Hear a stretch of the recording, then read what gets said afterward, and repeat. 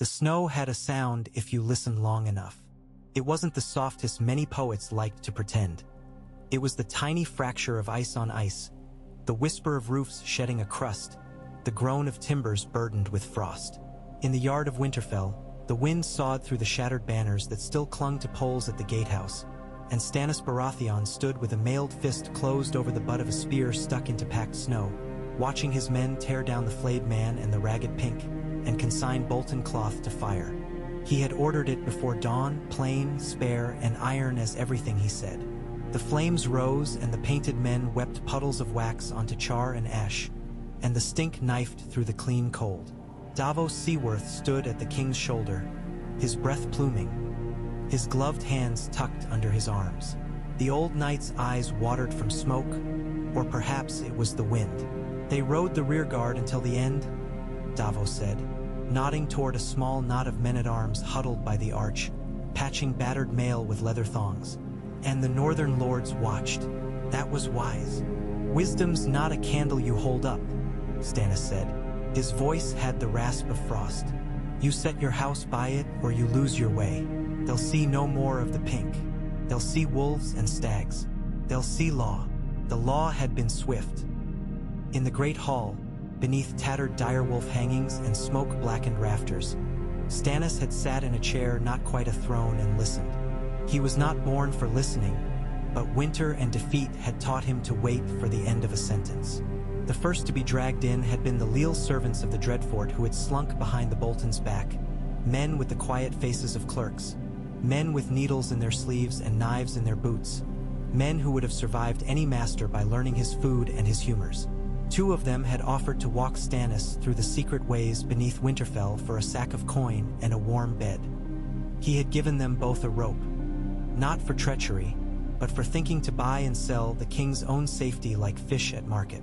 The gallows creaked in the snow. The men-at-arms watched and said nothing. He had shown mercy, too, though he never said the word. The small folk who had been forced into Bolton larders and storerooms had had their debts wiped clean with a flat stroke of his hand. The washerwoman who had sewn a flayed man upon a boy's cap because her master had wagered a loaf on her craft received an order to work for the king's tailors until spring, and they were commanded to feed her. The Bolton's dogs were put down, quick and clean. He would not have hounds that had learned to love the taste of men. By noon, the stables steamed with horse sweat. The yard was a churn of slush where the dead had been carried out, wrapped in cloaks. They went north and south alike, across the churned snow, into the godswood. The old trees had seen worse. Their red eyes wept thin beads of melted frost that ran down the grooves of bark like blood. Some men glanced away as they passed the heart tree. Stannis did not. He felt the weight of 1,000 northern eyes that were not in the yard but in their low halls and smoky kitchens. The old men and the hard women and the half-feral children huddling at hearths, dosed with broth and rumor, asking in those quiet, flint voices what kind of king he was. "Cold bites less when you stand near a fire," said a woman's voice behind him. Melisandre stepped out of the smoke, and the iron of Winterfell's air tried to gnaw the scarlet from her. She seemed to drag warmth behind her like a cloak. The breath of the men at the fire quickened and slowed, and some crossed themselves by reflex the way sailors do before a wave. "The cold's a teacher," Stannis said without turning. "It shows you what can be endured. The flames show you what can be changed." Melisandre's smile was as fine and fragile as frost on a blade. Her eyes had the murmur of embers. "You have won this keep. The river of snow flows on, and further north the true cold deepens. I see dead men walking in my flames, and I see you standing before them." "See something else," Stannis said. "See ravens flying with word to White Harbor, to Deepwood Motte, to the Crofts and the Hornwoods and the Umbers. See Wyman Manderly counting his ships and his onions. See the men who bent knee to flayed men and can be taught to bend knee to a king. It is not onions you'll need." Melisandre's gaze slid past him, thoughtful. "It is fire at the wall." Davos shifted. "Your Grace," he began. "Not yet," Stannis said, and the Onion Knight fell silent. "We will have our reckoning with the others when the reckoning comes. Where there are men still living by men's laws, we hold fast to them." They were interrupted by a roar rising from the far side of the yard, a rough cheer and the scrape of iron on stone. Men moved to part the way. Through the gap came a shaggy man, broad as a barn door, beard hung with old frost and crumbs, wrapped in a great cloak of wolfskin that had seen better winters. Tormund Giantsbane grinned at the king, swung his cloak over one shoulder, and laughed. "Stag King," he boomed. "I've got 20 spears of mine and 40 of the Vens who've taken rooms in your fine keep without asking your leave. Been a long time since I slept under a roof that didn't try to fall on me, so I won't ask. But I'll bring you a gift to earn the bedding. We're ready to swear to you." "You're oath breakers," Stannis said mildly. "You have sworn to no one and come when it pleases you. But if you would be subjects of this realm, you'll find the burden of law heavy and fair." Tormund spat in the snow and rubbed it in with his boot as if smoothing a sheet. "Heavy and fair? Eh? I'll take it if it means we can keep our women safe and our boys fed. There's worse law than heavy and fair. There's oh law worse than none," Davos said under his breath. "Bring your people within the walls," Stannis said to Tormund. "They will be fed. Those who fight will stand on the walls when they are attacked. Those who steal will feel my justice. Those who break the peace will learn what a king's peace means. And when the roads open, you'll have land to till south of the wall if you keep your oaths." Tormund looked at Davos and then at the Red Woman, as if he could scrape from their faces some hint of a trick. Then he grinned, and the grin was simple and young. He said, "I will have that." "Good," Stannis said. He gestured to a squire. "Bring ink, bring a scribe, bring bread. The law is written, not whispered." It went like that for the rest of the day. A river of men flowed through Winterfell's drilled stone while the afternoon light turned iron. Names were taken. Oaths were sworn, grudging or grave. The umbers came like a storm. One great snow-bearded brute of a man carrying an oaken club and a shield scarred by old claws. The other slick and sly and smiling with eyes that never stopped moving. They brought a litter containing a boy with the wolf in his blood, pale from a fever broken only that morning. His nurse swore before the king that they had held last hearth with 24 men-at-arms and a ring of stakes. The Hornwoods brought a banner fringed with frost and a woman who had known the worst winter could offer and still kept a steady spine. The Mormonts sent a little girl with a letter in a fist so fiercely clenched they had to pry her fingers open to take it. She did not cry. She looked at the red sword on Stannis' hip and then at his face and said, "We'll follow a king who keeps his word, not one who makes noise." She said it like a piece of iron hammered into a hinge. When the shadows went blue and the cold deepened, Stannis permitted himself a cup of mulled wine. No more, and a moment alone in the solar the Boltons had fouled with their whispers and their knives. He stood at the narrow, arrow-slit window and looked out at the godswood. Snow whispered along the courtyard, and a raven trudged across the frozen drift like a scribe who had been punished and then forgiven. Davos came to him there, and Stannis didn't turn. He didn't need to. There were few men he could trust to come into a room and leave the furniture where it had been. "Your Grace," Davos said, "there's a man asking audience. And a woman." "We have courtiers suddenly?" Stannis said. His hand tightened on the windowsill until the stone pressed a pattern into his palm. "We have need of lords and smiths and millers. I have no use for courtiers." "They came by the hunter's door," Davos said. "Down from the bastion and in, not through the keep. They're not here to bow and smile. You should see them." Stannis turned. Very well. The man was gaunt and frost-burned. He had the look of an archer stripped of his bow and his pride, and he carried only a bundle under one arm, wrapped in rough spun. The woman had hair tangled into a rope, a face wind-chapped into leather, and eyes like a night sky after the fires go out. She stood behind the man and to the side, and Stannis knew before Davos spoke that they were brother and sister. There are some bonds that draw the air around them tight. "They took me at Moat Cailin," the man said. "They beat me and made me wear a skin that wasn't mine. They told me to kill my sister. Couldn't. He said he would hunt us. He said he would make a song of it." The man's mouth shuddered. "He's dead, isn't he?" "He is," Stannis said. "He died like any man dies who believes a house is his if he can burn it. He might have died cleaner if he had ever learned the taste of mercy. The woman lifted the bundle. Stannis saw then that her hands trembled only when she let them. "I am Asha of House Greyjoy," she said without flourish. "If you are a king, treat me as a captive lord's daughter and not the dog your enemies made out of my brother. If you burn me, burn him as well, for he has paid for every man he killed 10 times over." She pulled back the cloth. The man flinched. The scars were a map of a ruined city where streets had been cut and cut and cut until they were canyons. Stannis stepped forward very slowly, as if approaching a skittish horse. "What is your name?" he asked the man. "Theon," the man said. The sound was thin. "Theon Greyjoy." "I know what you did," Stannis said. His voice no longer carried across a yard. "It didn't have to. I know what was done to you. The law does not close its eyes because it pities a man, but the law can weigh a life inside another life." Theon lifted his face. It was easy to see the boy he had been, arrogant and restless and hot-blooded, if you scraped away the pain. "Do it," he said.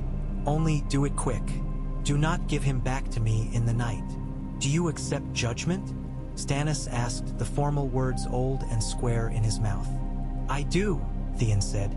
"A king's justice must be seen," Stannis said. He felt Davos watching him. He felt Melisandre's gaze like heat. "You will be taken to the wall. You will live out your life in black as a servant of the realm. You will never hold a sword as a lord again. You will never command another man. You will serve. If you attempt to flee your duty, you'll lose your head. If you fulfill your duty, your life is yours, and no man may take it." He saw Asha's shoulders sink, half in relief, half in grief. She had braced for fire. He had given her winter. It was cold, hard, and it did not lie. When word of Theon Greyjoy's fate spread, from whispered kitchen to smoky hall to the deep places where crannogmen sat upon high woven chairs that kept their feet out of the water, the North understood something about its new king. He would not be managed by fear, nor moved by tears.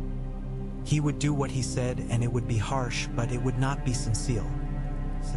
In the days that followed, the ravens flew.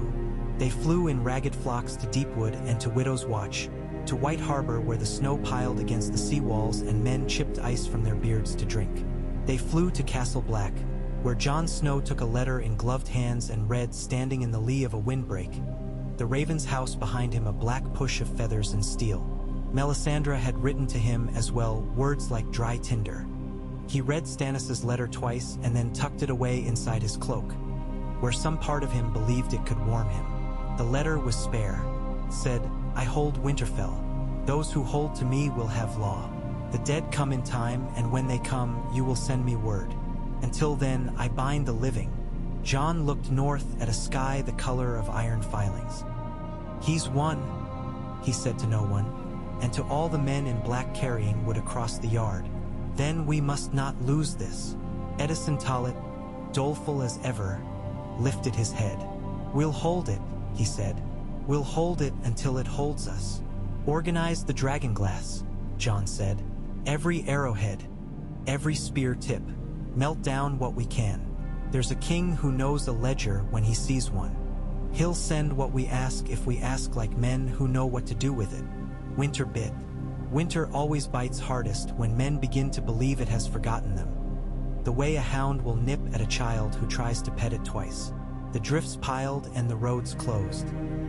At the Wolf's Den, Wyman Manderley turned out grain stores and made his bakers work by torchlight to send hardtack and small loaves marching out along the White Knife on barges choked with frost. He sent cut timbers too, for Stannis had ordered beacon towers raised along the King's Road. Stone where there was stone, timber where there was none, with cages for coals and windbreaks and a duty roster written in a firm hand. Those towers were a kingdom of their own. A kingdom of stubborn men, half-frozen, arguing about whose turn it was to swing the poker and whose turn it was to watch the dark. In Winterfell, Stannis read, listened, and ruled. He ruled poorly by the measure of men who loved the feel of velvet ropes and silver cups. He ruled well by the measure of hunger kept to tolerable, of fights stopped before knives, of a court that grew not in flourish but in weight. He established a counting house with open doors where any man could bring a measure or a claim.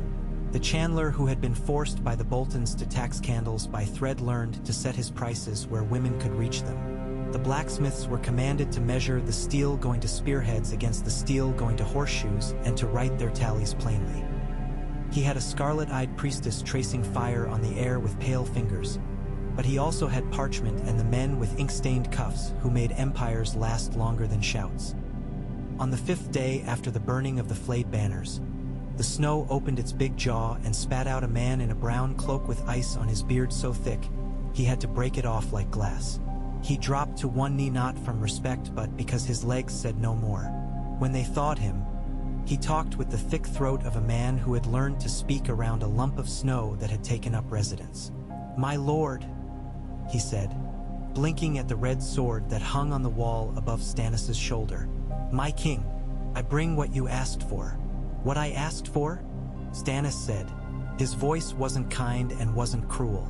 It was iron that had learned when to heat and when to cool. The man swallowed, and for the first time his eyes went to the other man in the room, the gaunt knight with the knotted hands. He held up a ring in his raw fingers, then a scrap of cloth. The ring was wolfish. The cloth was torn from a banner that had once been blue with a merman on it, now stained and faded. "From the island," he said. "From Skagos. He comes behind, with the white knife half ice and Manderly's fattest cog plowing her belly through what's left. The boy lives." A sound went through the room like a bowstring plucked. Davos had gone to Skagos months before, driven by Wyman Manderly's suspicions, by whispers of a little lord with a wolf that could not be trained. He had vanished into a gray sea and a grayer rumor, and more than one man had decided the sea had swallowed him as it swallows men who once thought it was only water. Now the sea had given him back. They came on the 8th day. The river threw them like a sulky mule, and the wheels that carried them from the landing ground to Winterfell shrieked like kettles. Davos walked with a limp he had not had when he sailed out, and there were new lines in his eyes that winter had drawn by taking and giving breath. But he walked straight, and beside him, wrapped in furs, sat a boy with hair wild as a thicket and a face like a wolf's cub who had learned to watch and wait. His nurse walked on the other side, short and thick-shouldered, carrying a bundle of bones and twigs and something wrapped in sealskin with reverent care. In the great hall, when the boy stood and shook off his furs and faced the crowd of northern lords who had seen too much and wanted to see this more than anything, the sound of breath drawn in was a wave crossing a reef. "Rickon Stark," Davos said softly, "for the boy's sake more than for anyone else. Lord of Winterfell, if Winterfell wants him." Rickon's gaze flicked over Stannis like a knife across a rope. "You took my house," he said to the king, like a boy would say to a dog that had put its heavy paw on a toy. "I held it when it was lost," Stannis said, "so that you could take it back." The nurse took the sealskin-wrapped bundle and carried it up the hall to the high table. She set it upon the boards. Stannis reached and unwrapped it with careful hands. Inside lay a piece of wood, pale as milk and carved with a careful, stubborn hand into the shape of a crown of antlers and leaves. The wood had sap at the cut places, a slow weeping that caught light like small tears.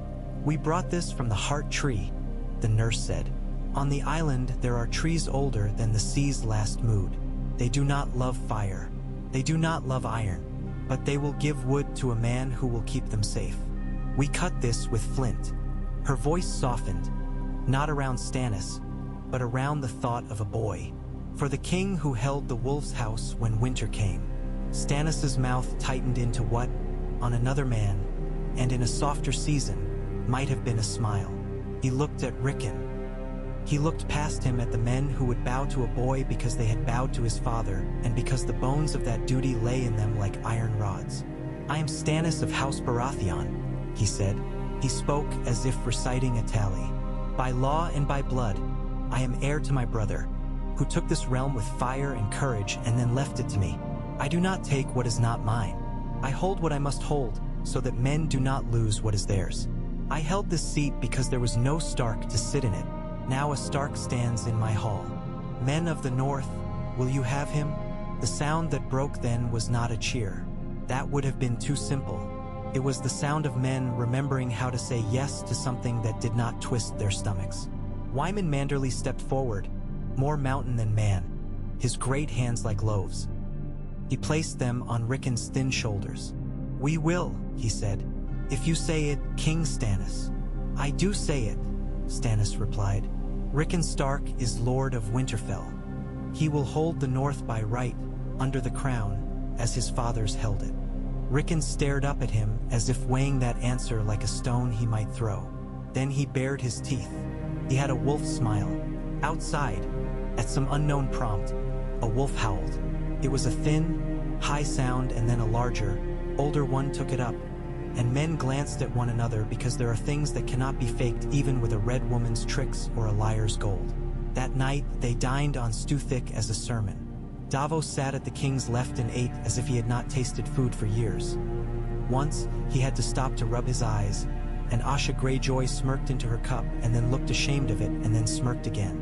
Stannis drank one more cup of wine than he had permitted himself the night before. Melisandre watched the hall with the far-off gaze of a woman listening to a river under ice. Later, in the solar, the king and his old friend stood together over a map pocked by candle wax. The King's Road was a stark bone stretching south. Along it, Stannis' hand had placed small carved beacons like the teeth of a comb. "You have saved my life again, Davos," Stannis said. "I don't know why you keep doing it. It only earns you more work." Davos's laugh cracked. "I went to die, Your Grace. I thought to make a tale worth telling over wine. I found a boy who would rather tug a wolf's ear than listen to my tales, and I found a people who would rather cut me into stew than listen to my pleas. I also found a heart tree that bled sap when the boy touched it and did nothing when I did. I took that as a sign that men ought to keep the promises they make to children." Stannis touched the wooden crown. "Do you know what this is?" he asked, not looking up. "It looks like a trap," Davos said. "Meant for your pride. Meant to make you something you are not." "It is the opposite of a trap," Stannis said. "It is a thing that won't cut me if I put it down because I cannot bear the weight." "What weight is that?" "The weight of a realm that forgets its children." Stannis looked up. His eyes, which had always been made of stone, had learned how to reflect light. It did not make them kinder. It made them clearer. "I will not be a king in a realm of ropes and songs. I will be a king in a realm of laws. And that means you will go south." Davos's hand closed in a fist as if by reflex. "Your Grace," he said, and the words were a sigh and a groan and a prayer. "I thought it would be so. White Harbor will ready ships. You'll sail the Bight to Gulltown. The Vale is quiet because its lord is either dead or pretending. Little-fingered men can make a storm out of a whisper, but the Eyrie sits on a mountain and winter respects mountains. You will treat with those who hold the boy lord. Tell them I have no wish to break their laws. I will break only the law that says a lie has the same strength as the truth." Stannis' mouth twitched. "And on your way you will stop at Sisterton and make them choose to be with me or without my protection when raiders come. They will choose. Then you will proceed to the Trident where the River Lords remember a wedding painted red and wonder if law will ever touch the men who laughed and ate." "And will it?" Davos asked softly. "It will," Stannis said. "The twins will be cut wherever a man can put a blade to them. The phrase will learn that a bridge can be a cage if you hold it by the wrong end. Edmure Tully, if he lives, will be restored.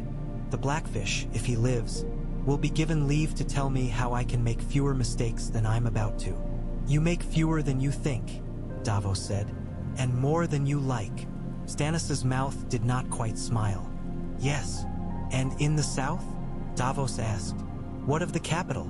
There is a boy wearing a crown made by a queen and a grandfather who is no longer breathing. There is a quiet isle where men forget their names. There are ships from Old Town that will not sail because the men who pay them have decided to count their gold twice before they send it once. There is a throne held by a lie," Stannis said, "and there are gardens where the men who hold knives are tired of plucking roses. We will go down the King's Road when the road can hold us. We will go with law in our hands. If they surrender that lie, then we will not cut them. If they do not, they will learn that the iron in a Baratheon's arm does not rust in snow." They bled the north slowly, and they bled the river slowly, and in bleeding they kept them alive. Winter is a surgeon if you let it be. The beacons worked. Men in furs and leather walking in the light of a coal cage learned to say the names of tower keepers like prayers. The man at Longneck who kept 2 dogs for warmth and sent them south each morning with messages tied to their collars. The woman at Breakstone whose husband had frozen and whose hands shook so badly she couldn't write, yet who held her poker in the coals until it glowed and wrote in soot on plaster the day's needs, and sent that plaster to the next tower on a sledge. The boy at Molestown who had never seen a king, but who knew a king's order when it told him which sack to open. The King's Road was a vein lit by tiny fires. Spring did not come. It did not need to. The realm had a spine. At Deepwood Motte, Asha Greyjoy found a use for her restlessness. She learned the names of the trees along the coast the way a sailor learns the names of stars. She taught Stannis's men to rig sails from hides and to run longboats between floes in a storm. "We don't walk on water," she told men who had never loved the sea. "We read it."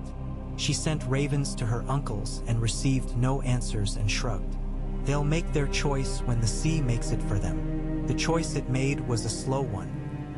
Far to the west, Euron Greyjoy blew strange notes on a horn carved from a beast that had lived in deep, black places and had never seen the sun. Those notes died in fog. His ships prowled after fat, frozen cogs and found hard homes smoked out by a storm. He spoke in offerings and omens. He lost men who had learned that sometimes, in winter, the sea gives back less than it swallows. At the Wall, Jon Snow drilled men until the ring of blade on blade became a metronome. He listened to Tormund swear at Stu and then praise it and then claim he had never praised anything. He sent word south when the woods fell silent and the aurora in the north sharpened like a yard of knives. Stannis sent back wagon loads of obsidian, cut on dragonstone by men whose eyes had learned to love the gleam of black glass almost as much as they loved a coal's glow. The King's Road became a line of wagons with rock that would be arrow. Blacksmiths burned their fingers and cursed and learned a new craft by ruining 100 pieces to save 1,000. The phrase learned, too. They learned that men who had swallowed their pride with their bread would spit it back up when given a place to set it. When Davos reached Riverrun, he found Brynden Tully perched on the walls like a bird too stubborn to migrate. 100 men passed under the walls at night with rope ladders and a willingness to follow a man who knew the river better than his own hand. They opened a postern for Davos with the kind of smile that says, "We do what must be done and call it what it is." 2 Freys died in their sleep. 3 more woke and died awake. The rest surrendered to the knowledge that a bridge is a thing you must be able to run across in both directions. When Davos stood with Edmure Tully, thin, bruised by time and rooms too small, he handed him parchment. "The king recognizes the lawful lord of Riverrun," he said.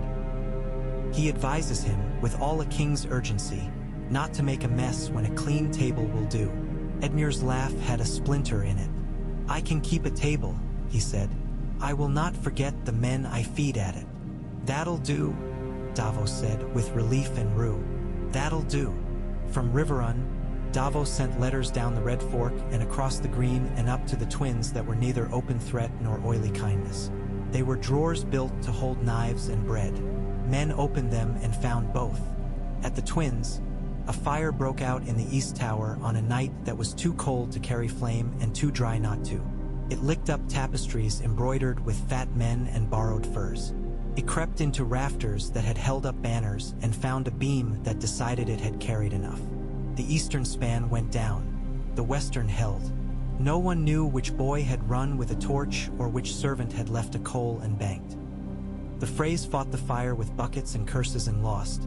And in the morning, Robert Glover stood on the west bank and counted his men and looked across at a ruin full of cold stone and wet smoke and said, "Now feels as good a time as any," and took the bridge. The fry who ran called for help, and the help did not come. Those who had been promised southern armies and southern gold put their heads together and remembered that a promise is a thing you should not stack out of sight. By the time Stannis started south, the neck had become a thing of whispers that went the king's way. Howland Reed sent a man with frog-green eyes and a spear of ash to kneel before the king in Winterfell's yard. Stannis told him to stand. "Do you know the law?" he asked. The Crannogman cocked his head like a bird. "I know the old laws," he said. "The ones that say you sit at a man's fire and do not harm him. The ones that say you pay for what you take. The ones that say you look a man in the eye when you tell him something he will not like." "They will do," Stannis said. "The law is the law if it can be enforced. Can yours be?" "It can," the crannogman said. "We enforce it by knowing where you put your foot before you know it." "Then enforce my law too," Stannis said. "Start by finding the men who helped carry a red wedding into a river and telling them there is a gallows everywhere two trees stand close together." As winter deepened, so did his reputation. Men called him cold. Men called him fair. Women called him something they did not say in rooms with shutters open.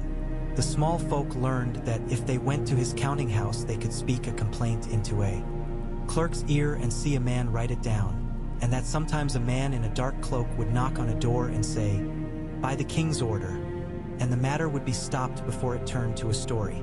They learned that if they put a pinch of flour aside to take to the tower when the coals died, they would get back a spoon of coals that were not yet dead. By the time he reached Moat Cailin, the king's file had been worn down to something like an army carved from bone. They were hard and quiet, and they did not boast. They crossed the causeway under pennants stitched with stag and direwolf entwined, and men in crannock boots walked in the reeds where water had frozen into panes and pretended to be glass. In the towers of the moat, reed men and king's men cleaned out nests of old filth and wrote again on walls long scratched with lies. The moat became a toll gate where pride was counted, too. The Freys who came to parley left with their boots full of mud and their pockets full of orders, and some of them left their pride in that mud by accident. Men noticed. South of the neck, the Riverlands looked at the winter sky and decided that perhaps, for once, they would like a king who said law twice for every one time he said love. The Lord of Harrenhal opened his gates to Stannis because he had been a lord at Harrenhal for 3 different kings and understood that stone does not love any man. He was kept in his keep under guard, not because he had broken any oath, but because men who watched him without blinking said, "We don't trust him," and Stannis answered, "You do not need to trust a man to keep him where he can do the least harm." At King's Landing, the boy with the crown smiled and fed kittens and cried when his mother scolded him. The mother drank and stared at the wall where her father's shadow was supposed to be. The High Septon spoke of sin, and the city gnawed on itself for warmth. The gold cloaks counted their pay twice and found it once, and they looked north down the King's Road and saw beacon towers. They didn't know what those meant, but they knew they were something a man could look at. The Tyrells brought wagons of pomegranates into the city, and men followed the wagons and learned there was a coin to be made by carrying a fruit through a crowd on a pillow. No one had the appetite to eat something sweet. The siege began like a new winter, slowly, as if it could be endured by force of habit. Stannis did not throw men into the teeth of the Blackwater. He remembered green fire and the face a man makes when all the air is taken away from him at once. He ringed the city with watchfires and writs. He sent word to the gold cloaks that men who held a gate and opened it for a lie would be hanged, and that men who held a gate and opened it for a law would be paid. He placed Davos in charge of the lines on the river. Davos took sailors and gave them picks. He took small folk who had never set foot on a ship and gave them oars. He drove pilings into mud until his arms sang. He tied rafts together with chains that had been used to hold harbor buoys. He built a bridge where there had been a battle, and he made that bridge out of things that did not look like a bridge until you were on them. Inside the city, the Queen missed the moment when fear shifted from outer enemy to inner. The Faith militants set up patrols to keep the night quiet and then used those patrols to knock on doors and count women. Men who had never cared whether their wife went to a sept went because the winter night felt thinner there. The Queen called for her brother, and he sent back an empty saddle with a hair tied to the pommel. She called for her uncle, and he spoke to her in a voice that had learned to count and told her to open the gates while she still could. She sent him away. She called for wildfire, and the pyromancers smiled and told her there was little left and what there was would burn like betrayal. In the 5th week of the siege, a baker's apprentice opened the river gate because 2 men with sacks over their shoulders told him it was a delivery for the Red Keep. They had the right seal. The seal had been forged by a man who had slept with the baker's sister. He had made it perfect. The gold cloaks at the gate squinted at the seal in the poor light, decided it would do, and when the sacks appended they were full of look. Not swords, not coin, not pomegranates, words, square, heavy, cold words printed on parchment stiff as bark. Words of law, it said at the top, and beneath it a price list for bread and a levy for grain and a promise of wages that would be paid when the gate was opened and a threat about what would happen if a man took a bribe to keep it closed. The first man laughed and the second swore and the third put his hand on his sword and leaned against the gate and did not draw his sword. 2 of the gold cloaks went to fetch a captain. A third said nothing and looked at the men with the sacks and then back at the city and then down at the parchment in his hand and saw the weight of a signature.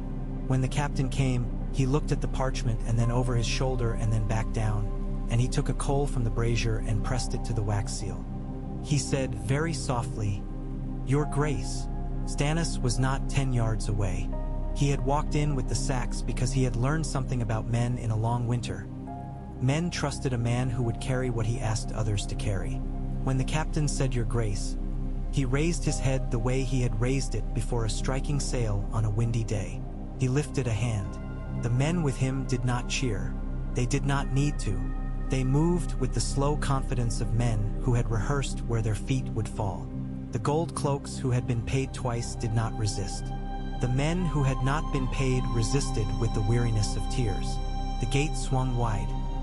The morning light was low and slanted and made a river of the rain standing on the stones. By nightfall, 3 gates were open.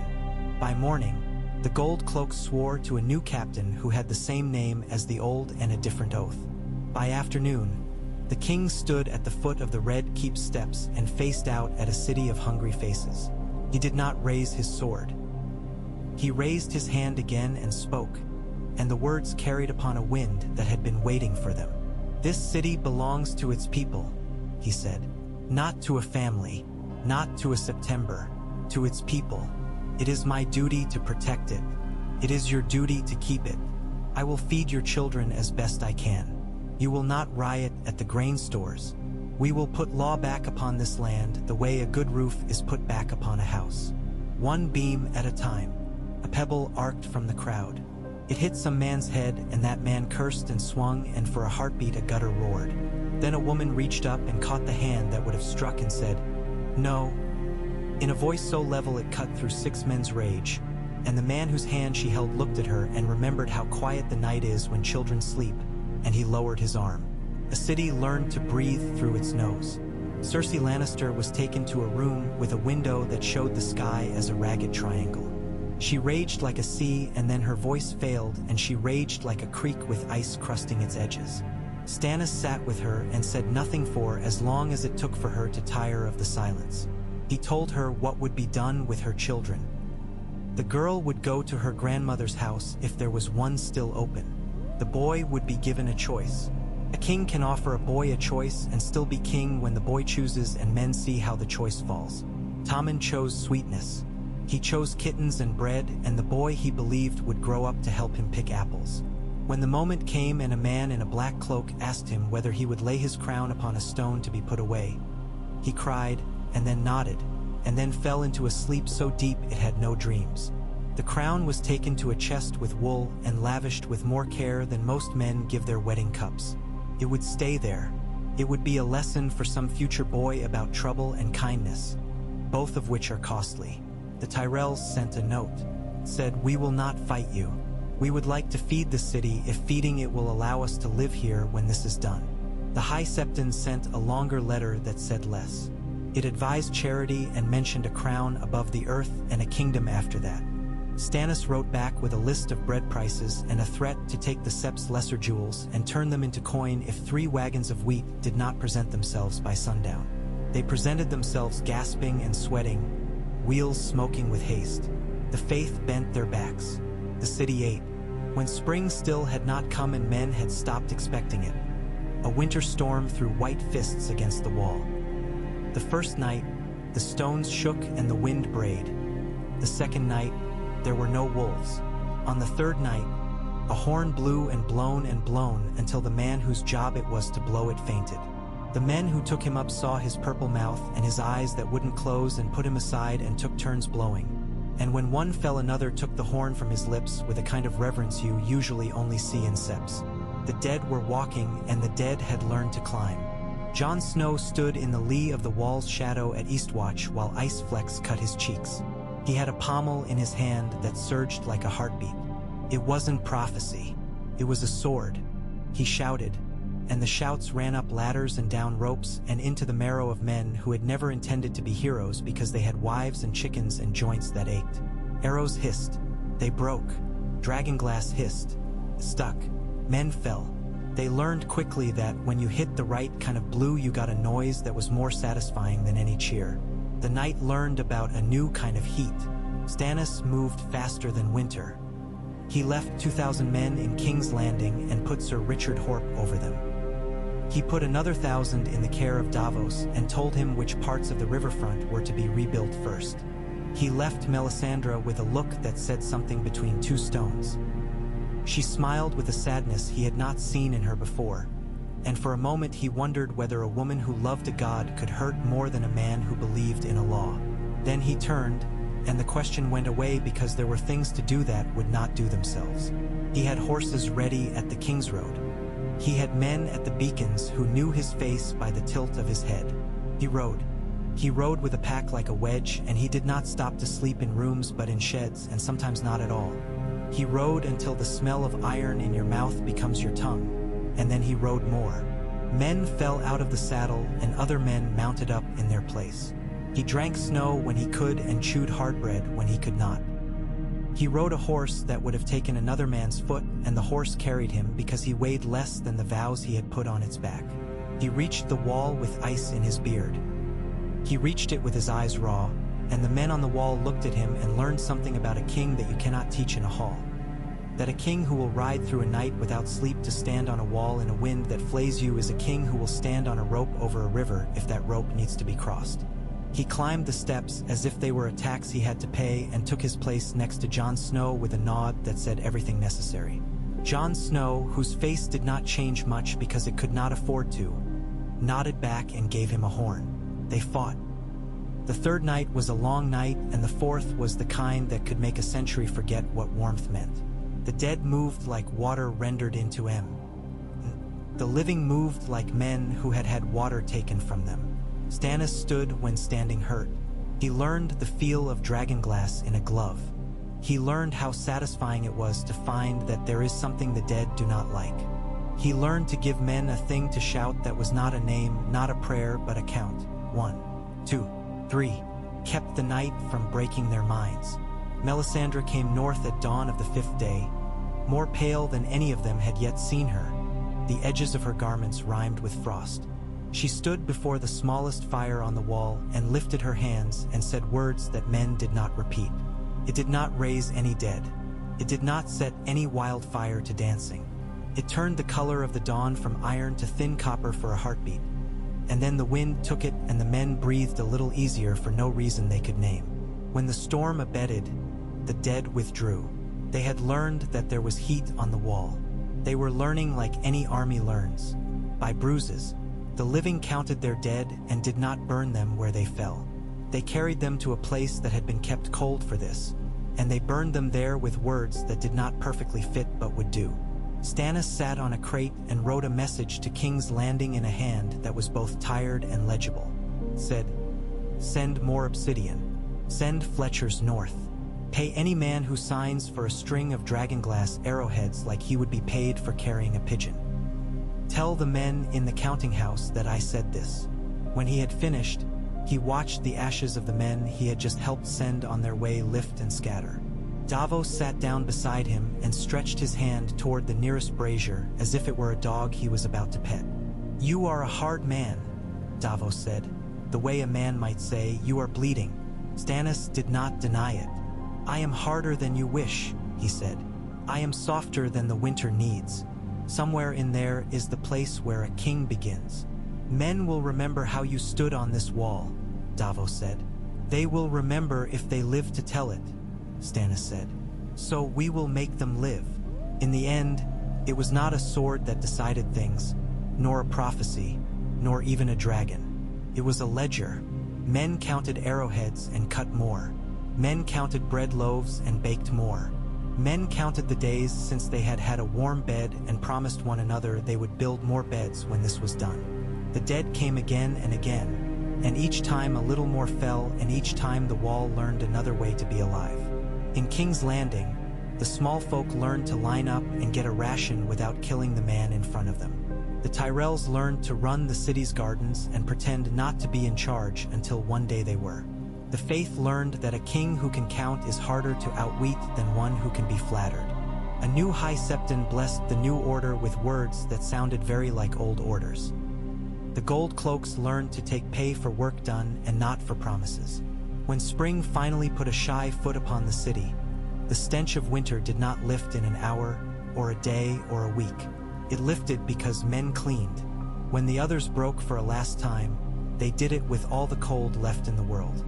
The wall shook the way an old oak shakes when a patient woman puts an axe to it. Men with ears for ice said, "It's gonna crack." It did not. It rang. The sound went down into the bone of the world, and in that ring there was something that made the dead hesitate, the way an animal will hesitate before stepping into a strange scent. Jon Snow stood with a sword that did not look special and made it special by how he used it. Stannis stood with a sword that looked as if it might be special and made it what it was by refusing to pretend. Tormund shouted. The men of the north shouted less and worked more.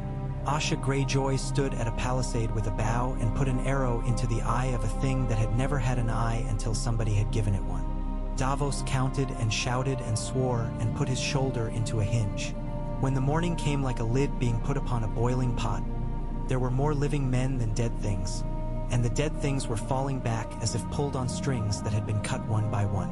The air was so cold it burned, and in that burn there was sweetness. A horn blew once and then again and then twice in a pattern men had been taught in the dark, and they believed it because they had to and because the light agreed. They did not chase the dead into the far north. They stood where they were and waited and built more fires. They built a road from the King's Road to the wall that was not just dirt and hope but packed stone and wood and light. They built it in the heart of a winter that wanted to swallow it because they had learned to do things that did not care what winter wanted. When the thaw finally came, slowly, oh so slowly, as if the world was embarrassed to undress in front of men, it drew water through the realm the way a man draws breath after pain. The rivers swelled and the mud stank, and the first small flies of spring rose in clouds, and men swore and also smiled because they had forgotten the voices of flies. Babies were born who had been conceived when men had believed they might not live to see them. Girls had their hair washed in a basin in a yard where the snow was gone and the mud seemed to remember feet. Firewood became wood piled aside for houses. The stars looked different only because men lay on their backs to see them and were not afraid they would become daggers. In the throne room that had been scrubbed and mended and had gold beaten onto the dents until the dents looked intentional, Stannis Baratheon sat the chair that had cost too many swords. He did not favor it. He preferred the counting house.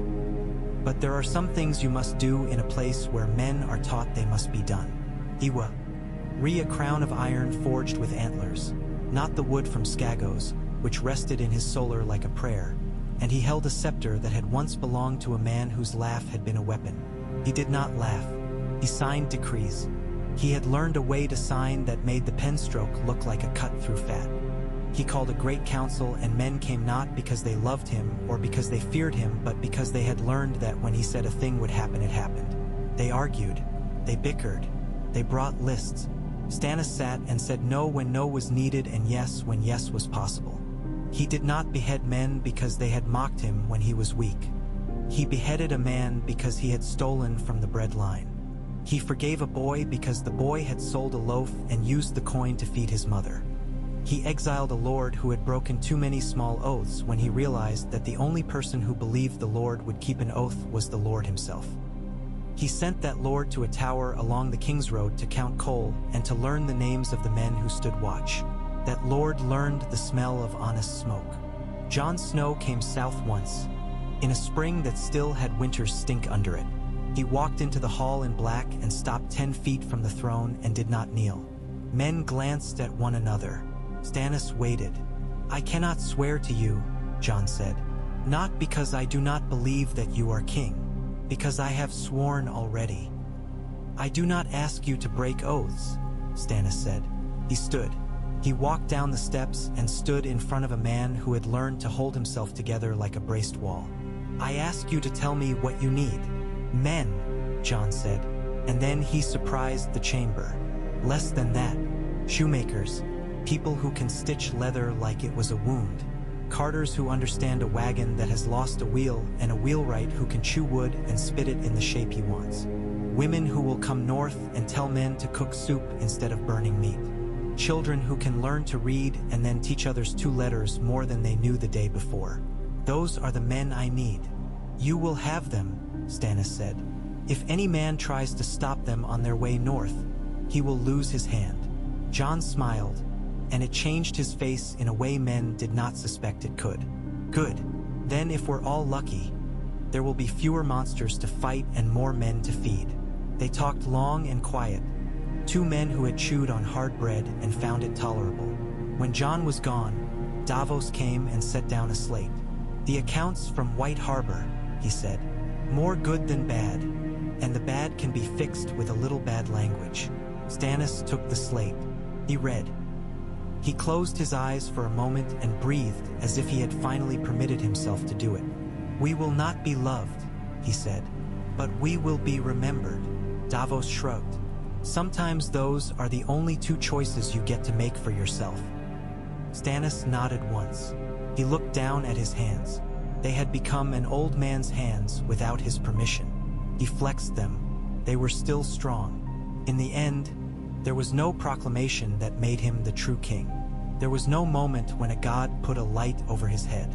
There was no dragon kneeling. There were lists. There were payments made and received. There were roads kept clear by men who were paid to do so and were paid on time. There were old men in northern halls teaching boys how to string a bow and saying, "We learned this in the winter under a king who counted arrowheads." There were small girls in town squares reading from tablets and saying, "Bread will cost this much and not more by order of the king." There were men in green fields south of the Blackwater who had never seen snow that deep saying, "We will keep seed for winter, because once a king showed us what it means to keep something." Melisandre left one spring morning, walking out of the Red Keep as if she were going to the market. No one stopped her. Asha Greyjoy came to court in a dress that fit badly and laughed at herself and said it made no sense to wrap a sword in silk. Tormund took offense at 3 different dishes and then discovered a pudding and professed his undying love to it. The High Septon blessed Law in a voice that tried too hard. Wyman Manderly died in his bed with a loaf of bread under his hand because he wanted to feel grain one more time before he left it. The wooden crown from Skagos gathered dust and then did not because Stannis had learned to dust. Long after, in taverns that had never seen a king and never would, men told stories of a winter when the dead came walking and a man with a face like a shut door stood up anyway. In northern halls where the wind still whines around corners and sings, women told girls that law is a kind of courage that does not look like a sword. In cities where men could spend a coin twice and still owe no one anything, a new thing grew that was not faith and was not fear. It was habit. It was the habit of counting and keeping and paying. Such things make a realm. Stannis walked one evening through the yard of the Red Keep and paused to watch a boy at practice. The boy had a stubborn jaw and a bad stance. He threw his weight wrong, too far forward, the way men do who have been told that moving first is always best. Stannis stopped and lifted a finger. The instructor, a patient man with cut ears, stepped back. Stannis took the boy by the shoulder and without ceremony moved his feet into a better place. He waited while the boy tried the cut again and watched the blade move cleanly for the first time. Not because it was new, but because it had been set true. When he turned away, the boy followed him with his eyes the way boys do when they have recognized something not exciting but necessary. Old men die even when they are kings. Stannis did not live forever. Before he died, he signed a paper. It had a list. On it, the names of the men who would keep the roads mended, the names of the women who would keep the grain counted, the names of boys like Rickon Stark who had become men under a winter that might have broken them and had not. He looked at the names and felt a tightness in his chest that was not pain and not joy. It was a kind of rest. He had held what he could hold and given it away as he must. He had not coddled his pride. He had not bled his people for a legend. He had been as hard as stone when stone was what the wall needed, and as practical as a ledger when numbers made better weapons than swords. When he was buried, simply, with more books than banners, the men who carried him had hands thickened by work and rope burns. The day was cold. A wind blew through the city with the smell of salt. The king's body lay beneath a carved lid of slate with a stag that looked less like a beast and more like a stubborn idea. Someone put as a token upon the slate the wooden crown from Skagos. It had darkened with age. Sap no longer wept from it. It looked at home where it lay. Years later, a girl reading in a counting house lifted her head at a noise outside and saw a procession go by. Carts piled with sacks, each sack sealed, each seal strong. She did not know why it made her throat ache. She put down her pen and went to the doorway and stood there while the carts went past into the morning. When she went back inside, she balanced the ledger on her knees and wrote today's date with a care she had learned from stories. She put a line under the entries and counted, and when the numbers added up cleanly, she smiled to herself like someone who has found a thing in its proper place. Some kings are bright flares. Some are songs. Some are knives that slip through. Some are the iron in a beam you never see, holding a roof you never think to thank. Stannis Baratheon, it was said, was the king a winter gave a realm, and he became the true king not because a god declared it, nor because a dragon knelt, but because men lived through a season they might not have lived through without him, and that is the only truth a kingdom cannot bargain with. They put salt on the stone and rain on the slate, and a slow fist of river mist curled around the city like a cautious cat. The bells rang once, twice, then spilled into a long thin note that made people look up from their hands. In the throne room, torches flamed without fuss, and the iron chair gathered shadows upon itself like a miser. Shireen Baratheon stood before it in a blue gown sewn with tiny antlers, her hair braided back to show the scars that had taken her as a child and left her alive. The hand raised his staff. The sound of wood striking stone snapped through the chamber like a well-kept truth. Davos Seaworth's beard was as white as scrubbed deck rope now, and his fingers were what they had always been. Fewer than a man expects to count with. He held the crown of iron and antlers. It seemed heavier than when the smith had set it down on a table and sworn that any man could lift it. He looked at the girl he had watched grow into a woman while winter gnawed, and he did not think of his own sons. He thought of a ledger, of a road lit by coals, of a king who had written his name straight even when his hand shook. By the will of the realm and the law of the land, Davos said, we set this upon your brow, your grace. He did not kneel.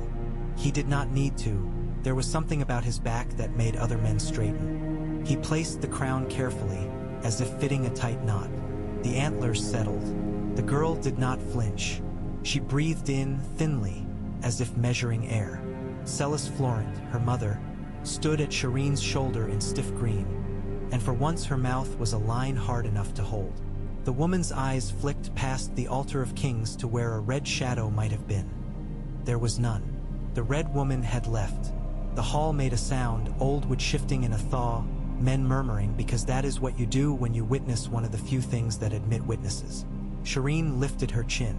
She had learned not to hide the marks on her cheek, because a queen who covers what she is tells her realm it should lie as well.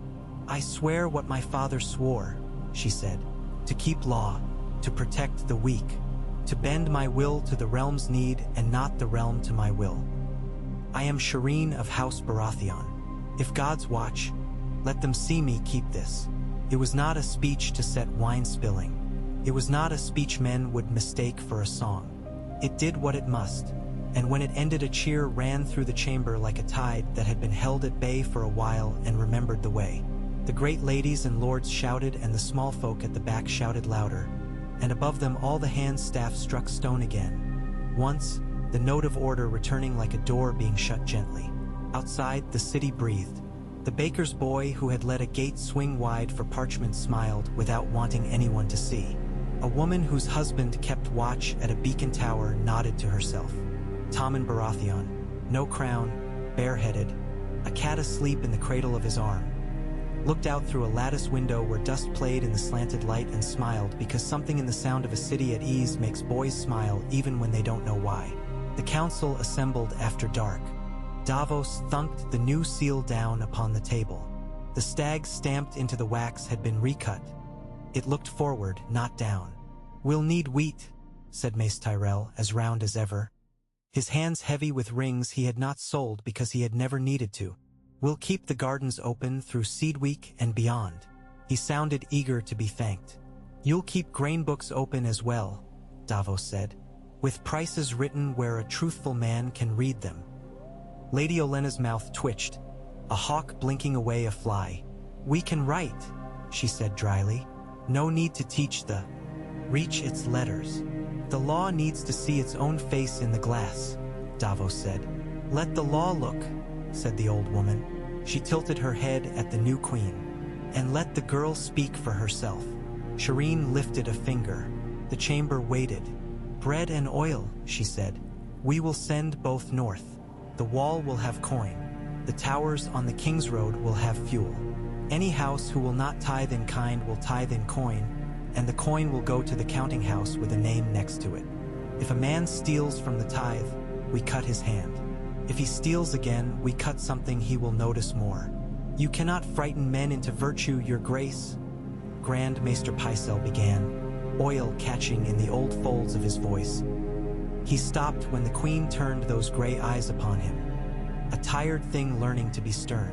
"No," Shireen said, "but you can frighten them out of carelessness." "Your grace," Marjorie Tyrell said, calm, warm, practical. She had kept the city's kitchens running through crowds with knives on their belts. "You will have the gardens and the women who tend them. I ask leave to open a school in each market. Letters enough to read a price and a decree, and numbers enough to count a weight and a wage." "Do it," Shireen said, "and write down the names of the girls who learn fastest." Celis shifted, a small disapproval escaping her lips before she reminded herself where she Saturday girls. "Girls will read," Shireen said. "If you want them to obey the law, make sure they know when men are lying about it." Tycho Nestoris from the Iron Bank sat at the end of the table, thin as an abacus, fingertips together. His coin-bright eyes measured the room the way a shipwright measures a beam. "The bank will extend its favor to her grace as it did to her father. Your ledgers are sound." His mouth made a shadow of something like admiration. "The habit of paying on time is a rare art." "It is not art," Davos said. "It is a broom." "Rare as an honest broom, then," Tycho said, and if that was a joke, it was the Iron Bank's kind. They set hands to work. In the first week of Shireen's reign, nothing broke. That was a kind of miracle. The faith muttered in its marble house. But a new High Septon who had learned humility the way you learn a limp decided that bread given under law was a prayer answered. He sent a circlet and a blessing. He kept the best jewels, for the faith must shine when the world is dim, and he watched the counting house with the calculating gaze of a man who had learned to count sins by the weight of the purse that absolved them. The message went north on stiff parchment, south on ships with low-slung bellies, west to where the sea had thrown up things men preferred to forget. Messengers stamped their feet, warmed hands at tower coals, turned their faces from the wind at the neck. In White Harbor, Wylis Manderley, heir returned from a southern cage, broad-faced like his father, broke the seal, read, and sent boats out along the frozen shore. In Deepwood Mott, Asha Greyjoy leaned over a raw plank table and smiled at words that did not mention the sea but understood it. Duty, line, schedule. They were a sailor's words in wool. At the wall, Jon Snow read by lantern light that turned his face old. Men sat on their heels around him, rough hands cupped for heat. "We'll have cord and leather, fletchings and ferrules," Jon said. "We'll have men who know how to make stew and men who'll teach a boy to patch a boot until the foot learns not to hate the road. The realm remembers us." He did not say the rest, and if it doesn't, we will remind it. Theon Greyjoy listened at the edge of the light. His face a map you can only read if you have sailed to every broken harbor its lines describe. He never asked whether he would be forgiven. Men who need forgiveness insist upon it by breathing. He breathed and worked and kept the memory of knives like a talisman he refused to show. When the first thaw puddled on the stones of the King's Road and then froze again in a night's stubbornness, men rode for the Vale. No proclamation announced it. No trumpets. Just a small company with good cloaks and a wagon of parchment and 2 chests. One for bread biscuits, one for seals and ropes. Ser Justin Massey led more numbers than banners.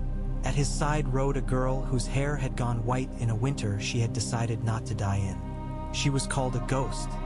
She was a nurse. She had carried Rickon Stark across a river on her back. She had asked for leave to come to the Vale because she had known a wolf would need a mountain's friend when the snows shifted. No one refused her. The queen did not send letters to the Eyrie. She sent eyes that did not forget. They found the bloody gate rhymed with memory. Ser Brynden Tully had held another gate far away with river patience. And the men in the Vale had learned from that stubbornness even if they had never seen his face. They let the king's men pass. They did not bow. They did not need to. Courtesy, like law, had learned its place and it was not beneath a boot. Within, at Runestone, Lord Jon Royce tugged his beard and asked questions like a smith tapping steel to hear its temper. Baelish holds the Boy Lord and the Boy Lord holds the Eyrie, Royce said. He sends us letters and expects us to dance. He offers marriages like a butcher offers cuts. He tells us the realm is not the realm we think it is. Your queen says the law is what it has been and will be. What would you have us do, Ser Justin? Keep faith with your blood, Ser Justin said. Hold your oaths until the day the Boy Lord meets your eyes without someone else's counsel between them and you. He did not say Baelish's name as if it could stain the air. And bring the man who pushed a woman out a moon door to the capital to answer for it. Royce's gaze sharpened. He had not known whether these Southrons would say it. He had wanted them to. Oh, you'll stand by any witness who speaks, he said. Even if she is a girl whom the realm thought dead? Ser Justin did not look at the woman in the shadow by the brazier. Her hair dark, her dress plain. He did not speak her name because she had not yet chosen to claim it. He simply nodded. We will stand by the truth. We hung men for smaller lies this winter. So they sent for Peter Baelish with seals upon the summons. He came with a smile that had cut throats before it was a smile. I am the realm's friend, he said, because men forget that the realm does not shake a man's hand. I am guardian to a lord. I cannot be summoned like a petty criminal. You are not summoned like one, Royce said. You are summoned like a lord accused of murder. Baelish did not blanch, but his eyes flickered the way a candle will when men pass. He said the lady had slipped. He said grief makes men see a push where there was only air. He said the boy had cried and he had not wanted to cry with him, so he had taken the weight into his own hands. He said a dozen small truths and one big lie, the way a clever cook masks a bitter herb with sweet. Bring the witness, Royce said, and his voice had the scrape of granite.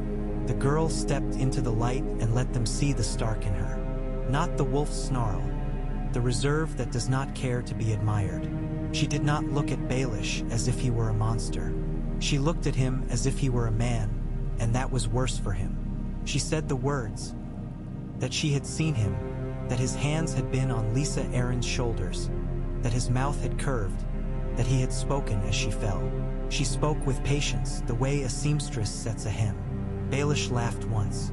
He did not laugh twice. You will come to the capital, Lord Royce said, and the realm will hear you answer. I go where I choose, Baelish said very softly, because men who have used softness as a blade cannot help bringing it out. Not today, said a voice at the door. The ghost from Skagos stood there with a spear, her back straight, the point very clean. She looked like a story men tell to frighten children into staying home. Today you go where law puts you. They took him down the mountain path in irons that did not fit the man he believed himself to be. In King's Landing, a hall that had learned to listen measured his words and weighed them and found them light.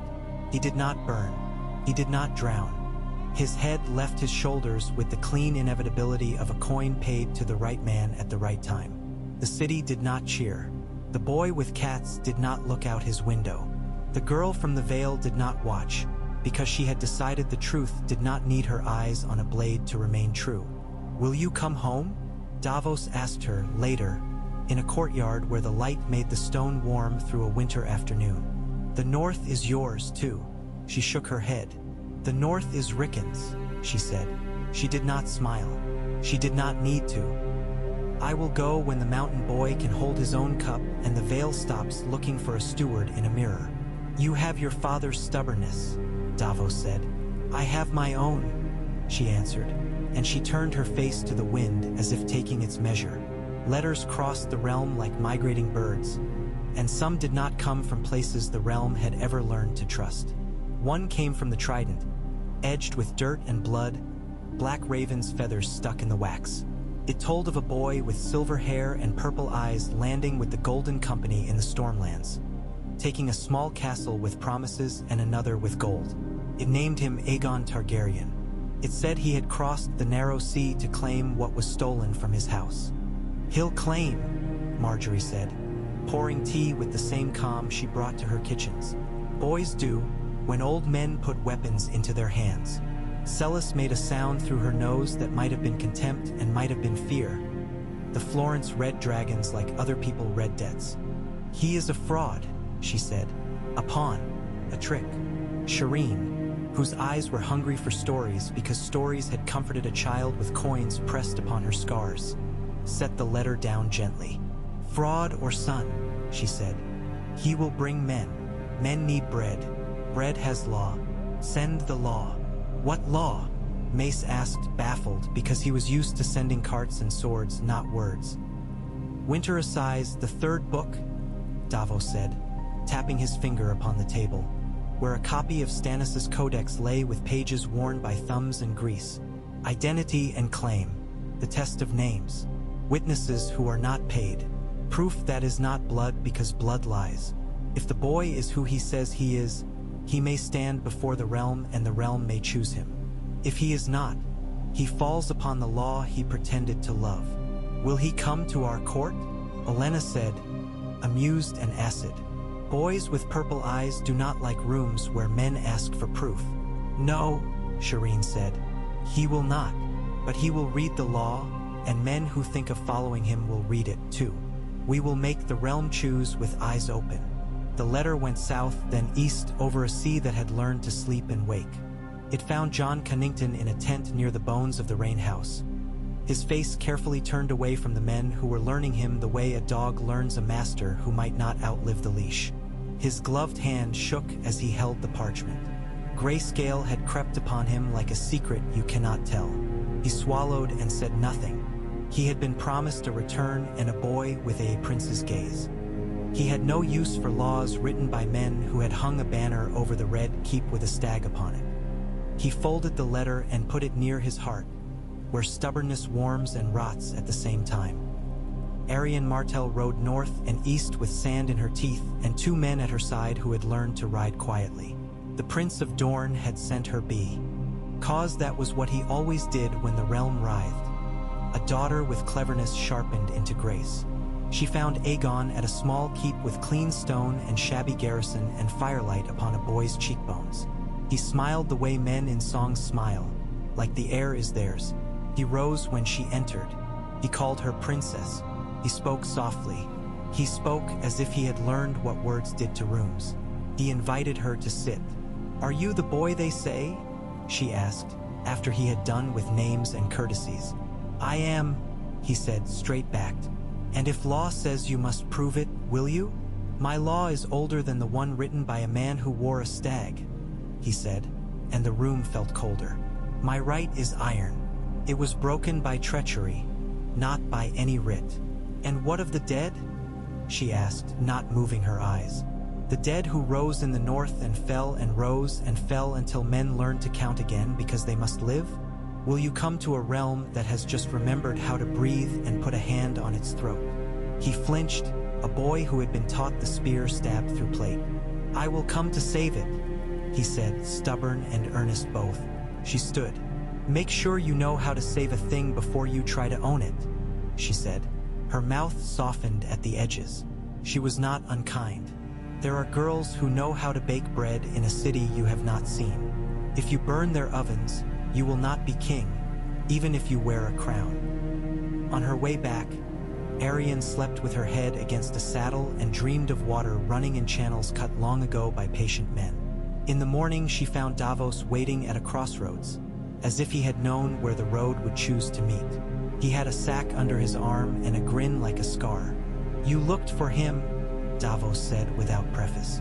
"I found a boy," Arianne replied. "He has old eyes. He has men who have never chewed Westerosi crust between their teeth. Did he say he would come to court?" "He said his law is older than ours." Davos said. "Boys say that when they want to be men faster than time will permit." He pulled from his sack a loaf wrapped in cloth. "Manderley's recipe," he said. "Too much butter, too much of everything. Good for a day when you argue with children. Share it or don't. Either way, tell your father the Queen says Dorne will have its rivers dredged as soon as men can be spared." "Rivers," Arianne repeated, amused despite herself. "Water flows to the sea, and so does grain," Davos said. "You starve when your channels clog. Law is a channel. We're dredging it." She laughed then, a warm burst in a world that had only recently stopped biting. "You speak like a fishmonger," she said. And yet, he answered, and tore the loaf in two. In the north, the wolves learned to share their yard with men who had come through the wall with nothing but their weapons and their families and their stories.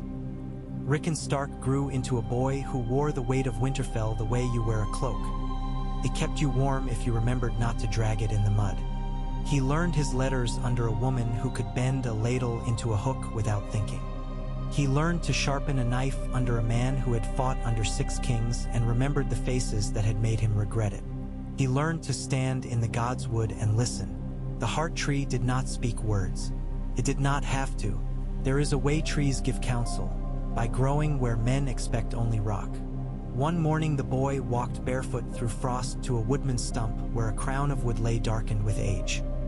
He touched it as if it might flinch and then drew his hand back, cheeks flushed with cold and something that outlasts it. "I know who wore it," he said to the tree, simple as stating the weather. "I know what he made. I'll keep it."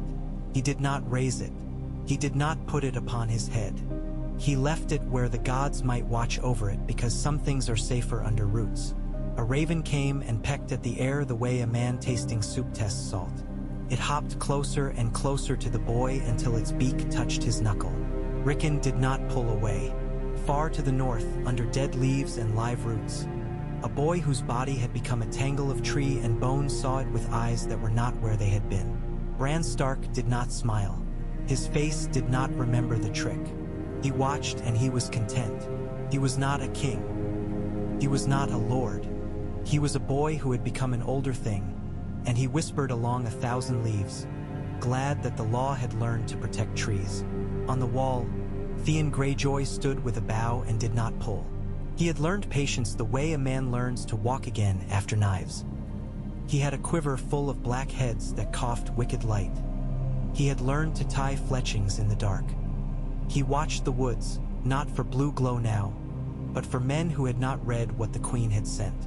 When one came, lean, clever-eyed, with a knife up his sleeve and boots that had not yet learned the crunch of watched snow, Theon lowered his bow and said, "Don't." The man's grin was a cut. "You don't know me," he said. "I know the walk of a thief," Theon replied softly. "I know the way a man touches his knife when he hears a voice he doesn't expect." "Move," the man said. Theon did not.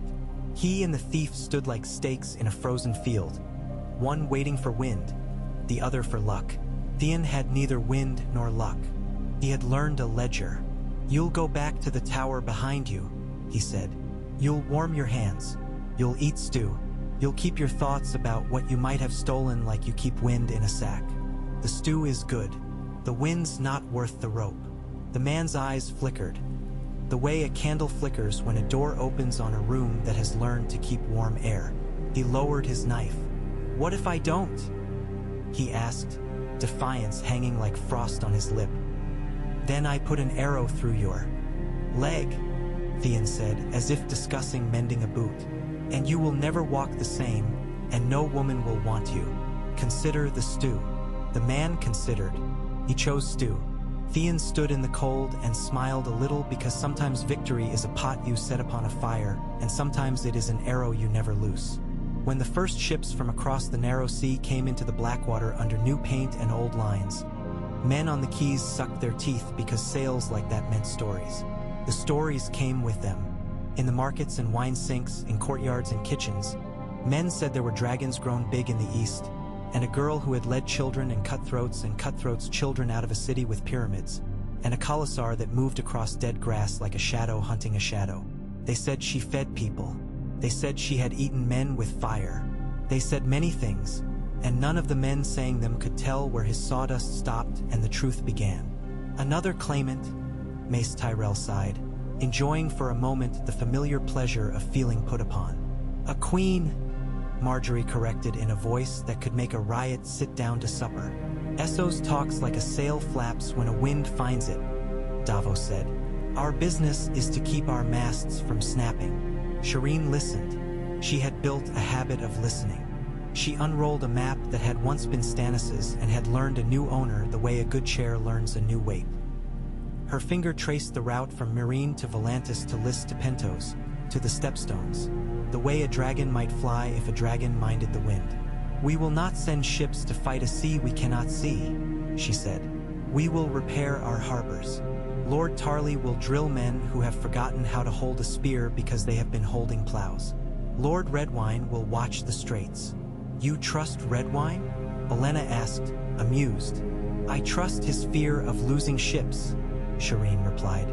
Fear can be law, too, if it is properly written down. Some fears cannot be written, Celis said, her voice brittle. It had been a long winter for a woman who had expected miracles and been given, instead, numbers that matched. Dragons, for instance. Shireen did not answer her mother. She had learned that a room that quiets before a woman is not always kinder to her when she speaks. We will write to the Iron Bank and tell them we will keep our schedules, she said to the room. We will write to Old Town. We will ask for letters, proofs, testimonies, records of births and deaths. If a dragon queen comes, we will greet her with law. We will not be the realm that answers every shout with a blade. Samwell Tarly read that letter under a lamp at the Citadel. He had a baby asleep under the table and a woman whose hands were more capable than any oath. Her hair falling from a loosened knot because the day had been long. He had ink on his fingers and a smear on his cheek. He looked at the wall of books and then at the paper and felt for a moment like a boy who had thought reading was a candle and had learned it was a fire you tended or it went out and took you with it. We'll find the records, Sam said. We'll copy them. We'll send them north. All of them, Gilly asked, eyes big because the word all is heavier than a child. As many as we can, Sam said. He kissed her hair and set to work. He wrote to Marwyn, who had left with a ship in a hurry muttering about dragons and hands that make fire. He wrote to men who had hated him as a boy and respected him now because respect is often a disguised surprise. He wrote to the man in the scriptorium whose fingers could trace a letter so fine it looked like a hair laid upon a page. He asked the Citadel to do what it had done for 1,000 years. Measure, record, prevent panic by offering men something to hold in their heads. In the Riverlands, the phrase learned something to hold in their hands. Rope. They hung not all at once and not in a riot. Rope is an orderly instrument if you use it with a ledger. Men were summoned in ones and twos. Their crimes were read aloud. A woman with white hair and young eyes named what she had seen. A man with a missing ear named what he had heard. The Blackfish stood by, not smiling. He did not take pleasure from the law's appetite. He took care to see that it at least chewed. Arya Stark came to the twins once. She did not come in with a face for a mask. She came with the one she had kept. She had learned to slide into shadows and move where men looked past. She had learned to be many things, and she had learned she could put all of them down and be the girl who ran from Winterfell when she was small enough to fit through fences. She stood at the edge of a courtyard and watched a boy put the noose over his own head because hands had shaken too much on the ladder. She watched his lips move in prayer to a new god because the old ones had not answered so far. She turned away before the drop. She did not need to see. She followed a line of ants to a kitchen and ate bread, and then went out into the night and let herself remember the first time she had held a sword as if it were a name. She did not take any names here. She had taken enough. She moved on. North called her the way a bell calls a monk. In a village where men had gone thin and girls had acquired the habit of not crying, she taught a boy to grip a knife. "Not like you're angry," she said, adjusting his fingers. "Like you're careful." The boy nodded. His mother looked at Arya with something that might have been gratitude and might have been fear, and Arya smiled once.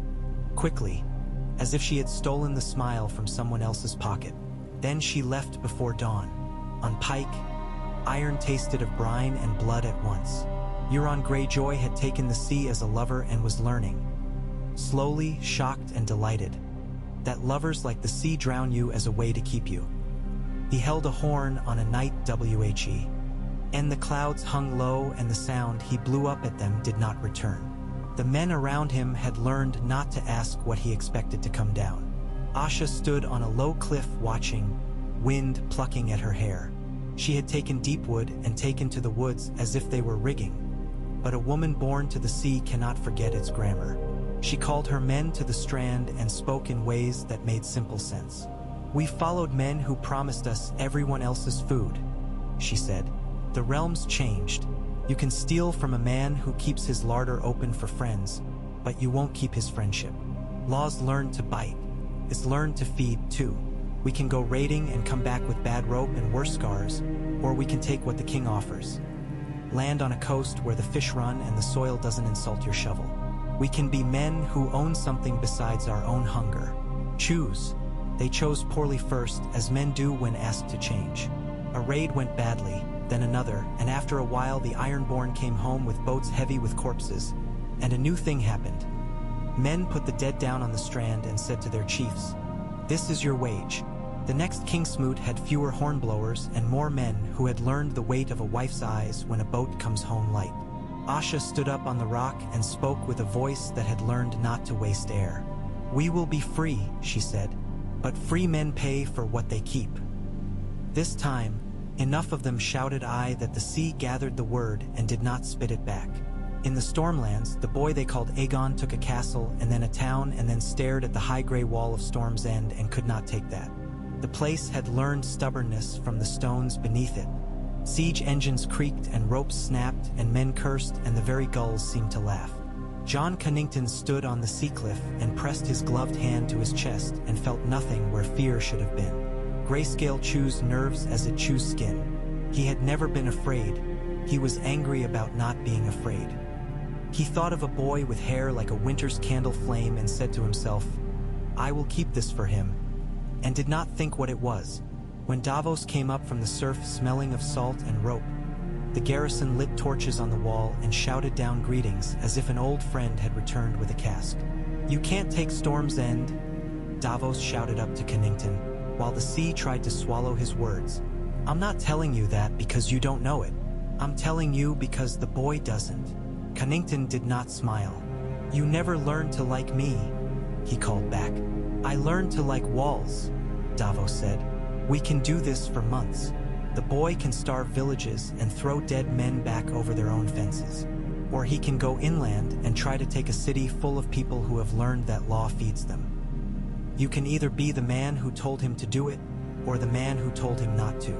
"You're not his father," Connington said. His voice carried less than he hoped. "No," Davos agreed. "I never found the time." He lifted his hands, open, nothing in them but the winter scars of rope. "Come down from there with him. Come to the council. Put your claim in numbers and names. If it holds, I'll hand him the scepter myself and tell the queen she taught me to learn when to lose." Connington looked down. He saw a smuggler in a surcoat bearing a strange and honest sigil. A ship and a field and no lies. He looked at the boy behind him who believed he had been denied a life and would take it loudly if it was offered softly. He looked at his own hand in the glove and wondered whether the stone beneath could still feel water. He shook his head. "We have our own law," he said, and turned away. The siege fell into habit, which is different from victory. The boy did not storm the castle. He learned patience. He learned to look thinner in a mirror. He learned to tell his captains to count arrows. He learned to write his name in a hand that did not look childish. Arion came and went like tide. Dorne did not declare for him. It declared for order and waited to see who would bring it cheaper. And in Meereen, far off, a different queen sat beneath a sky that had learned to ruin itself with dust and listened to men argue about markets and grain and customs and very local gods. She had learned what law does to a room where a sword once did everything, and she was not sure whether she liked it better. She had 3 creatures who were not made for rooms. The smallest by very little, set his head in her lap and made the sound a kettle makes before it boils. She put her hand upon his brow and felt the place where whiteness made a map no man could read. She had thought dragons were answers. She had learned they were knives. Knives cut things. Sometimes they cut ropes, sometimes throats. She looked west and knew it was still there. She looked down and knew this was here. Not yet, she told her captains, and they showed teeth that were not smiles and promised to wait. In King's Landing, the schools opened. Girls learned to read prices and laws, and when to tell a guard he was misquoting an ordinance, and when to step aside because a man who has decided he is right does not need a parchment to harm you. Boys learned sums and the names of streets where the drains must be cleared before flood time. Gendry turned up at a forge under the hill and looked at the iron like a man recognizes a friend he had unwisely insulted. He hammered without being asked. By dusk, the sparks made a small storm, and by midnight he had taken off his shirt not because he wished to show anyone his back, but because the heat made demands you have to respect if you want to live. The next morning, Davos found him and leaned in the doorway while the big man quenched a piece that had wanted to be something and now was. Need a master of ships who UND. Ersten's what a ship is, Gendry asked, wiping his face on his forearm and making a mess of both. Need an honest smith who'll fix hinges and bolts and make chain that holds when a flood pulls on it, Davos said. And a man who will take a boy and teach him its work that makes a thing useful, not its shining. Gendry laughed. I can teach that, he said. I can teach it all day. Tommen kept cats and, when told he must do more, he learned to keep ledgers on cages for birds destined for the rookery. He had a gentle hand and the birds liked him. When Shireen came to see him, he showed her a hawk that took a bite of her thumb and then looked embarrassed. She did not pull away. Your Majesty, he said, and then flushed. I mean, Your Grace. Both are true, she said softly. She looked at the boy who had been a king and then had not. She thought of the way power is taken from children twice. Once when grown men put it on their heads too early, and again when the same men remove it to put on another child. Do you miss it? I miss the bread, Tommen said honestly. And the cats at court were better fed. But here, no one asks me to keep still while they look at me. Shireen nodded. Keep them alive, she said. The birds. There's not a power in the world better than that. He smiled and fed the hawk and did not cry. When she left, he looked after her with the soft attention boys sometimes give to the people who do not make them feel like mistakes. Spring moved through the realm like a woman in a new dress. Shy, then suddenly confident. Trees went furred with green. The roads turned to mud and then to dust. The beacons were cleaned and repacked. Men who had spent a winter watching coals found other work and did not mind it. They had learned the shape of stillness and were glad to forget it. In a hall at Winterfell where smoke had once stained the rafters with the story of cruelty, Rickon came before his lords and looked each man in the eye as his father had taught himself to do when he learned being looked at back is enough to make lies stumble. Lords, he said, a boy's voice trying on a man's weight. The queen asks for grain. We have some. We will give what we can. And in return the river that runs at your house will be dredged when it clogs, and the bridge near your fields will be mended when it sags. He gestured at a boy behind him, thinner, sharper-faced, hair cut with a knife. This is the son of the woman who tended the beacons in the snows. He reads numbers faster than I do. He will help you keep your ledgers. He's small, grunted a man with bare paws. He is, Rickon said. So is hunger when it begins. Both grow. Best to watch them early. That got a bark of laughter from men who had thought themselves past it. They agreed. They took the boy, who stood with his shoulders set, ready to be mocked and not caring. In the yard, a great she-wolf lifted her head and sniffed the air as if spring were a person she had known younger. On a morning when mist lay upon the city and women shook rugs with new vigor, Shireen sat at the council table with a paper before her that had cost more than any sword. It was a list of names and the offices they would fill when her majority was proclaimed, not as a regency but as a queen with no one's hand upon the back of her neck. She had written Davos's name beside hand again, and he had sighed and nodded and then laughed because men sometimes laugh when a ship they know will be heavy is also a ship they love. She had written Wylis Manderley as master of coin because he had counted ransoms before and knew what it took to buy a life back from misery. She had written Marjorie Tyrell beside mistress of hearths. A new place, a new duty created because winter had taught her the realm needs a woman at that table with authority to command ovens as men command spears. Celis read the list and said nothing for a long time. "And your mother?" she said at last, and there was something almost childlike in the woman's voice. Loss uncoiled, unmeant. "Mother," Shireen said, "I have given you the Queen's Gardens and the Sep's Almonry to tend." She did not look away. "You will have more power to feed people than any Florent has had since Aegon burned Old Town's fear away. Use it." Celis bowed her head. She had wanted fire that danced and said her daughter's name. She had daughters who had died in her blood and a daughter who had lived. She had learned to make something out of disappointment. "I will," she whispered. She did not bless her child. She did not need to. When the day came and trumpets were allowed because the city had learned them again, Shireen walked between lines of men and women who had made through cold. She wore a gown the color of the summer sea not because anyone expected those colors here soon, but because you put hope on like a cloak or not at all. Children threw flower heads, coarse and small, gathered from gardens that had been taught to keep seed back for themselves. The iron crown sat on her head and did not slip. She sat the chair while Davos read out the old formulae and the new ones. The oaths to keep grain moving, the pledge to fund the wall, the promise to leave the gods to the gods and law to men.